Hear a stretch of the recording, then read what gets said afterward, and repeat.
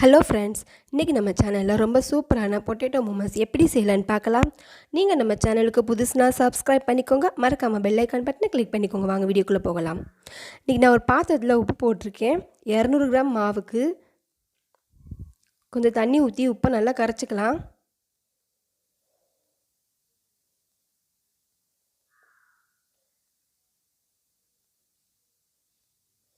உப்பு நல்லா கரைஞ்சதும் நம்ம 200 கிராம் மாவை போட்டுக்கலாம் உள்ள.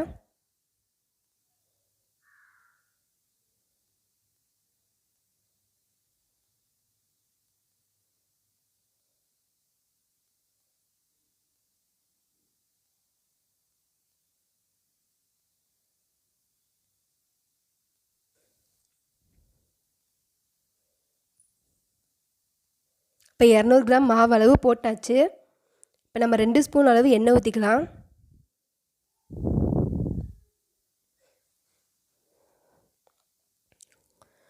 எண்ணெய் ஊற்றி நல்லா மாவை சாஃப்டாக பிசைஞ்சுக்கிறணும். அப்போ தான் மோமோஸ் நல்லா சாஃப்டாக வரும்.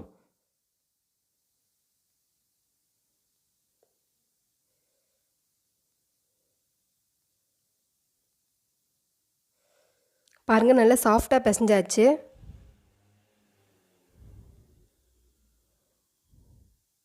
நல்லா சாஃப்டாக இருக்குது. இப்போ நம்ம வச்சிடலாம். இப்போ நான் ஏற்கனவே 4 உருளைக்கிழங்கு வேக வச்சு எடுத்து வச்சுருக்கேன். இப்போ நம்ம துருவி எடுத்துக்கலாம். நம்ம அப்படியே பிசைஞ்சு போட்டுக்கலாம். ஆனால் கட்டி கட்டியாக இருக்கும், அதனால தான் நான் துருவி எடுத்திருக்கேன். இந்த மாதிரி துருவி எடுத்திருக்கேன் பாருங்கள். இப்போ ஸ்டவ்வில் ஒரு பாத்திரம் வச்சுருக்கேன். கொஞ்சம் எண்ணெய் ஊற்றிக்கோங்க.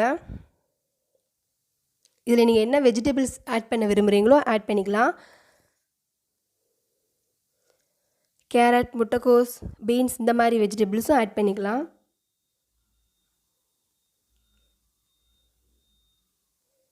இப்போ நான் பெரிய வெங்காயம் சின்ன சின்னதாக கட் பண்ணி எடுத்து வச்சுருக்கேன். இப்போ அதையும் போட்டுக்கலாம். போட்டு நல்லா வதக்கிக்கிறணும்.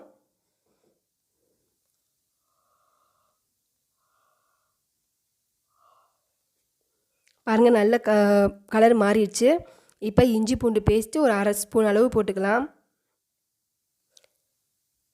இப்போ மிளகாய்த்தூள், மல்லித்தூள், ஜீரகத்தூள், மிளகுத்தூள் 4 உள்ளே போட்டுக்கலாம். லைட்டாக கிளறி விடுங்க. இப்போ நம்ம துருவி எடுத்து வச்சுருக்கிற உருளைக்கிழங்க போட்டுக்கலாம். நான் உருளைக்கிழங்கு வேக வைக்கும் போதேவும் உப்பு போட்டிருக்கேன். சப்போஸ் நீங்கள் உப்பு போடலைன்னா இப்போ போட்டு நீங்கள் நல்லா கிண்டி விட்டுக்கலாம். இந்த மாதிரி ஒரே மாதிரி கிண்டி எடுத்து வச்சுக்கோங்க. இப்போ நம்ம மாவை எப்படி ஸ்டஃப் பண்ணுறதுன்னு பார்த்துக்கலாம். பாருங்கள், நல்லா சாஃப்டாக இருக்குது. இப்போ இதில் குட்டி குட்டி உருண்டையாக போட்டு வச்சுக்கலாம்.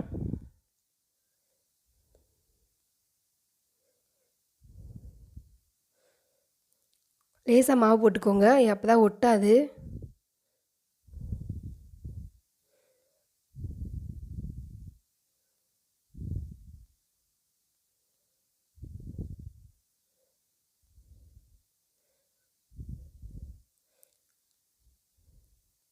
இந்த அளவு உருண்டை எடுத்துக்கோங்க.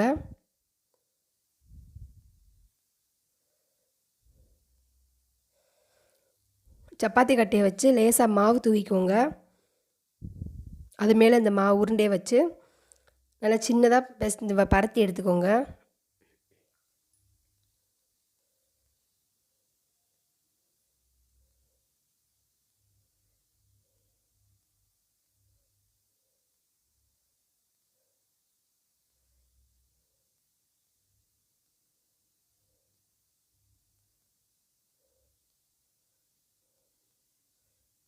அவ்வளோதாங்க, இதே அளவு தான் போதும்.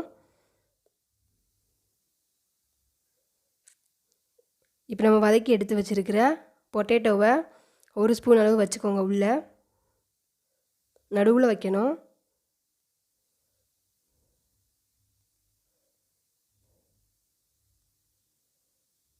அது நடுவில் வச்சுட்டு நீங்கள் ஒவ்வொரு மடிப்பாக எடுத்து அதை ஒன்று சேர்க்கணும். அடியிலேருந்து மடித்து கொண்டு வரணும். அப்போ தான் நல்லா அழகாக இருக்கும். இந்த மாதிரி மடித்து கொண்டு வாங்க.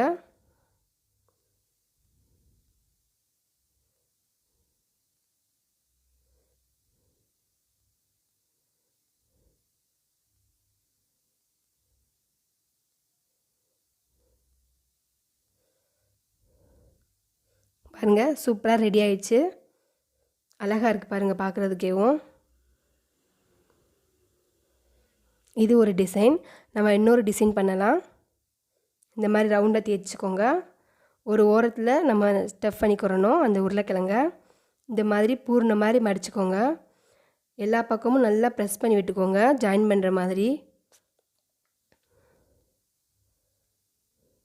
ஜாயின் பண்ணி விட்டுட்டு இப்போ அப்படியே திருப்பி வச்சுக்கிட்டு இந்த மாதிரி ஒரு மடிச்சுக்கோங்க. அவ்வளோதாங்க. இது ஒரு டிசைன். ரொம்ப டேஸ்டியாக அழகாக வந்துருச்சு பாருங்கள். இப்போ இதை நம்ம வேக வச்சுக்கலாம். நான் இன்றைக்கி எலக்ட்ரிக் குக்கரில் வேக வைக்க போகிறேன். நீங்கள் இட்லி சட்டி இருந்தால் இட்லி சட்டிலையும் வேக வச்சுக்கலாம்.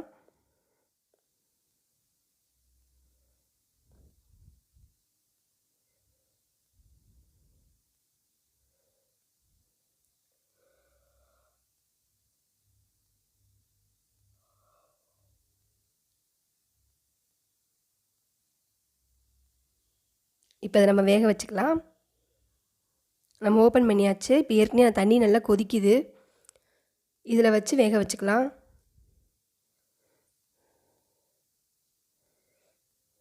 க்ளோஸ் பண்ணிடுவோம்.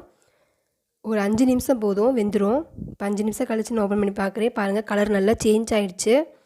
இப்போ நம்ம வெளியே எடுத்து ஒவ்வொன்றா எடுத்து வச்சிடலாம்.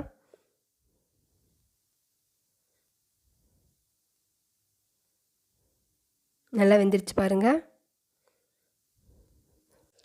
இப்போ நான் வெளியே எடுத்து வச்சு ஒரு பிளேட்டில் எடுத்து வச்சுக்கிறேன். இதுக்கு டொமேட்டோ சாஸ் வச்சு சாப்பிட்லாம், ரொம்ப டேஸ்டியாக இருக்கும். இல்லைன்னா நீங்கள் தக்காளி சட்னி, புதினா சட்னி இல்லை தேங்காய் சட்னி வச்சு சாப்பிட்லாம், ரொம்ப சூப்பராக இருக்கும். நான் இன்றைக்கி தேங்காய் சட்னி வச்சுருக்கேன். ரொம்ப செம்மையாக இருந்துச்சு. நீங்களும் வீட்டில் ட்ரை பண்ணி பாருங்கள். பிடிச்சிருந்தால் லைக் பண்ணுங்கள், கமெண்ட் சொல்லுங்கள், ஷேர் பண்ணுங்கள். மறக்காமல் சப்ஸ்கிரைப் பண்ணுங்கள். பக்கத்தில் இருக்க பெல் ஐக்கான் பட்டனை கிளிக் பண்ணிக்கோங்க.